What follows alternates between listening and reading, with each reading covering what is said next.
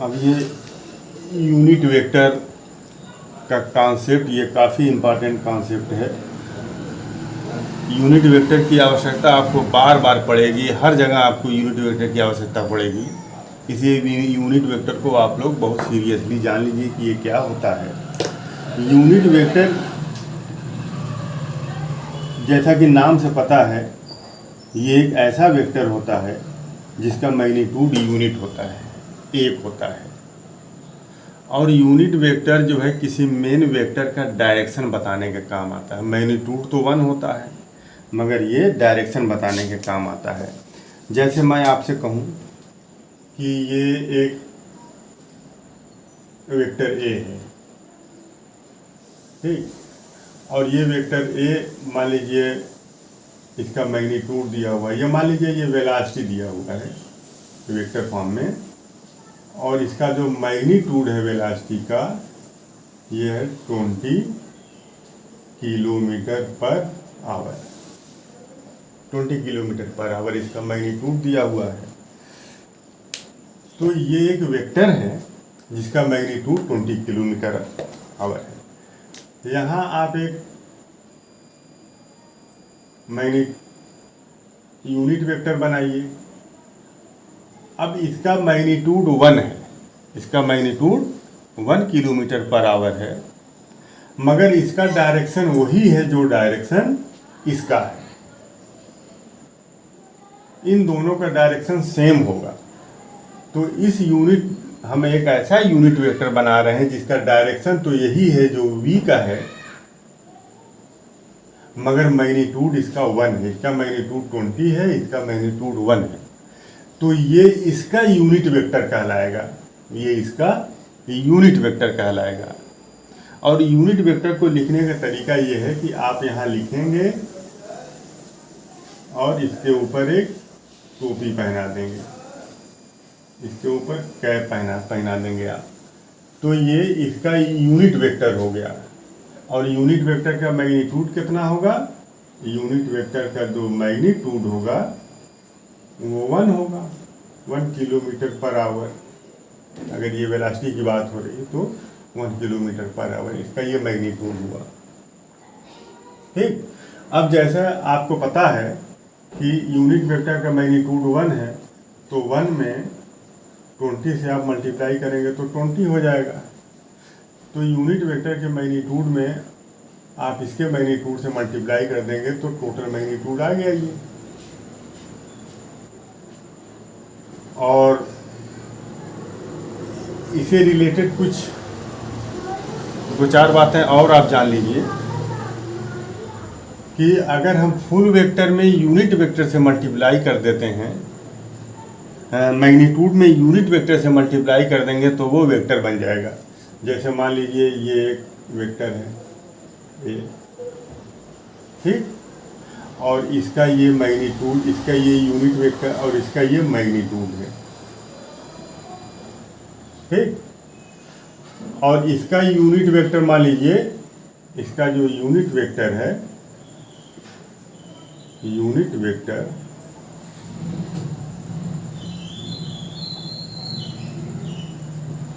ए, और इस पर आप कैप पहना दीजिए, ये इसका यूनिट वेक्टर हो गया।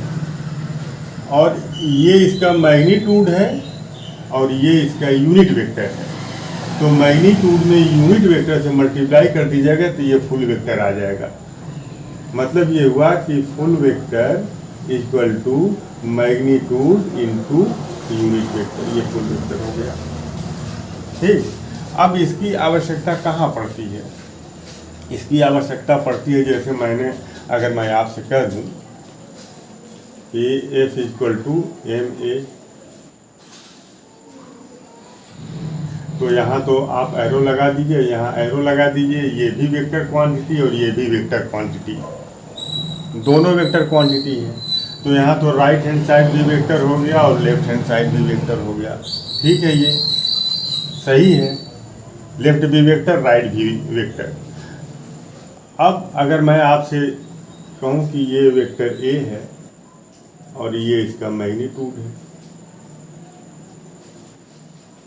ठीक, तो इसमें तो डायरेक्शन भी है और मैग्नीट्यूड भी है, और इसमें सिर्फ ये मैग्नीट्यूड है, इसमें डायरेक्शन नहीं है। तो ये रॉन्ग हुआ, ये क्या हुआ, ये रॉन्ग हुआ। Left hand side magnitude vector है और राइट हैंड साइड देखिए स्केलर है।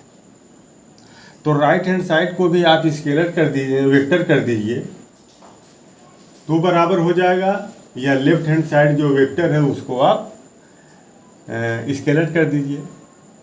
ये राइट हैंड साइड स्केलर है ना, इसको वेक्टर कर दीजिए, तो इसके बराबर हो गया, दोनों तरफ की क्वांटिटी वेक्टर हो गई। या ये वेक्टर क्वांटिटी है, इसको आप स्केलर कर दीजिए। तो अगर आप ये इस वेक्टर क्वांटिटी है, इसको मोड में बंद कर दीजिए, ये स्केलर हो गया। तो अब देखिए ये भी स्केलर, ये भी स्केलर। राइट हैंड साइड में देखिए ये सिर्फ मैग्नीट्यूड और लेफ्ट हैंड साइड में सिर्फ मैग्नीट्यूड, दोनों स्केलर हैं, तो ये सही है ये। या आप ऐसे लिखें, राइट हैंड साइड में ये वेक्टर है लेफ्ट हैंड में, और राइट हैंड साइड में स्केलर है। तो अब इस स्केलर को वेक्टर बनाने के लिए आप यूनिट वेक्टर से मल्टीप्लाई कर दीजिए, तो ये पूरा वेक्टर हो गया। तो राइट हैंड साइड वेक्टर और लेफ्ट हैंड साइड वेक्टर दोनों वेक्टर हो गया। तो किसी मैग्नीट्यूड को या किसी स्केलर को वेक्टर बनाने के लिए यूनिट वेक्टर से हम मल्टीप्लाई कर देते हैं, ठीक। तो ये एक वेक्टर ए है और इसका मैग्नीट्यूड है ए, ठीक। तो vector A equal to magnitude में यूनिट वेक्टर से आपने मल्टीप्लाई कर दिया, तो ये हो गया। या unit vector equal to full vector upon magnitude, ये इधर जाएगा नीचे हो जाएगा। इसको हम इस तरह से भी हम लिख सकते हैं कि वेक्टर ए इक्वल टू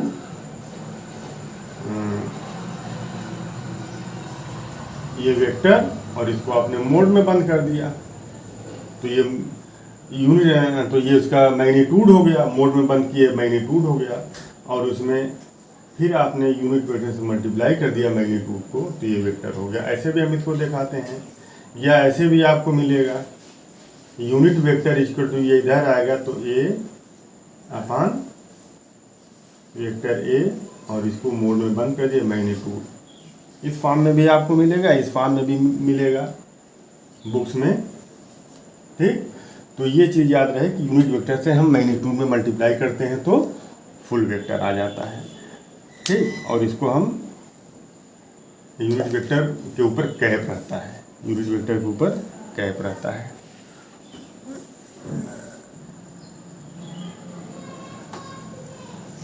देखिए यूनिट वेक्टर अगर एक्स डायरेक्शन में है, यूनिट वेक्टर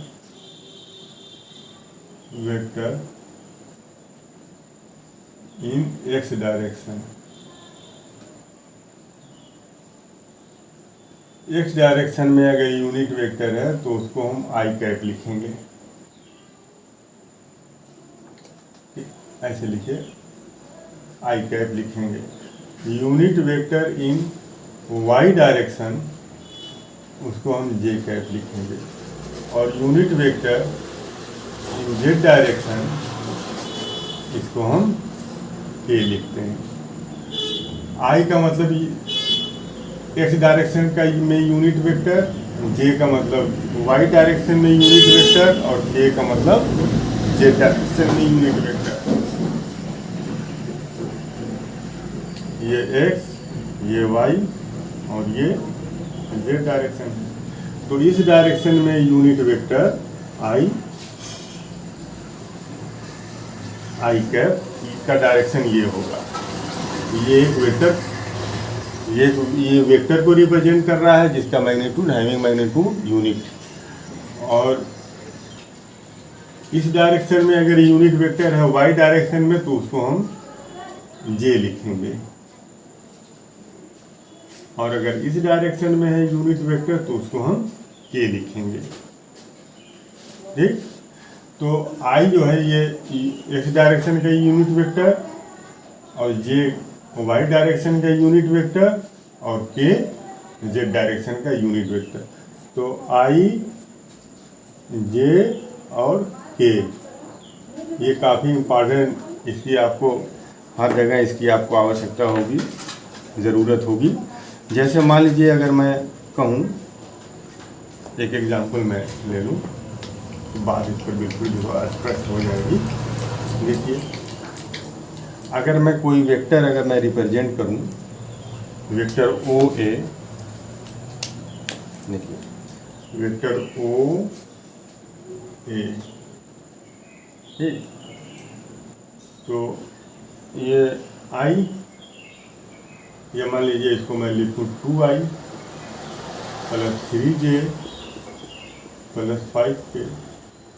अब इसका मतलब क्या हुआ? इसका मतलब ये हुआ कि ये जो वेक्टर ओ ए है, देखिए, और के को अभी हटा दें क्योंकि 3 डायमेंशन में हो सकता है कि आपको समझने में भी प्रॉब्लम हो। अब ये जो वेक्टर ओ ए है, देखिए ये एक पॉइंट है, तो ये एक्स डायरेक्शन में 2, देखिए ये एक्स डायरेक्शन है और ये वाई डायरेक्शन है। तो एक्स डायरेक्शन में आप कितना आइए 2, एक्स डायरेक्शन 2, और वाई डायरेक्शन में 3 है, मान लीजिए ये 3 है, वाई डायरेक्शन ये 3 है और ये 2 है, ठीक। तो एक्स डायरेक्शन का मैग्नीट्यूड 2, ये 2 जो है ये मैग्नीट्यूड ऑफ एक्स डायरेक्शन है, ये पॉइंट मान लीजिए पी है ये, और ये 3, ये पी का मैग्नीट्यूड या पी का कोऑर्डिनेट वाई डायरेक्शन में, तो वाई डायरेक्शन में 3 जा रहा है और एक्स डायरेक्शन में इस पॉइंट का कोऑर्डिनेट 2 है। तो 2 जो है मैग्नीट्यूड, ये 2 मैग्नीट्यूड इन एक्स डायरेक्शन, तो मैग्नीट्यूड में आप यूनिट वेक्टर से मल्टीप्लाई कर दीजिए। एक्स डायरेक्शन का यूनिट वेक्टर क्या है? आई है, और इस मैग्नीट्यूड में आप वाई के यूनिट वेक्टर से मल्टीप्लाई कर दीजिए जे, तो मैग्नीट्यूड में यूनिट वेक्टर से मल्टीप्लाई करते हैं तो फुल वेक्टर आ जाता है।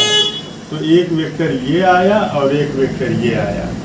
ये जो वेक्टर है इसको अगर आप वेक्टर फॉर्म में लिखेंगे तो ये 2i, और इसको वेक्टर फॉर्म में लिखेंगे तो 3i, मतलब ठीक, मतलब ये जो मान लीजिए ये m है और ये n है, ठीक। तो OM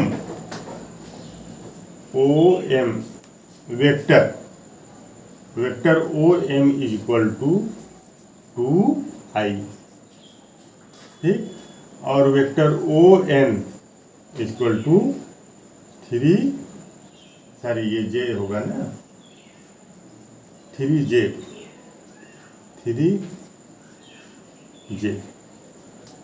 तो इस डायरेक्शन में क्योंकि ये x डायरेक्शन में है और इसका मैग्नीट्यूड 2 है, तो मैग्नीट्यूड में यूनिट वेक्टर से मल्टीप्लाई कर दिया, x डायरेक्शन का यूनिट वेक्टर i होता है तो ये वेक्टर बन गया। y डायरेक्शन का यूनिट वेक्टर z होता है, 3 मैग्नीट्यूड है तो मैग्नीट्यूड में यूनिट वेक्टर से मल्टीप्लाई कर दिया तो ये डायरेक्शन आ गया, ठीक। अब ये जो वेक्टर OP होगा, वेक्टर OP, ये इन दोनों का वेक्टर सम होगा। क्या होगा? Vector sum. तो vector OP equal to vector OM plus vector ON, इन दोनों का वेक्टर सम होगा OP। तो OP इक्वल टू हो जाएगा, OM के जगह पर आप क्या लिखें 2i और प्लस ON के जगह 3। तो ये पूरा जो 2i cap plus 3j cap, ये वेक्टर OP को ये रिप्रेजेंट कर रहा है। तो ये रहा यूनिट वेक्टर। अब हो सकता है कि कुछ चीज़ें आपके सर से ऊपर चली गई हैं,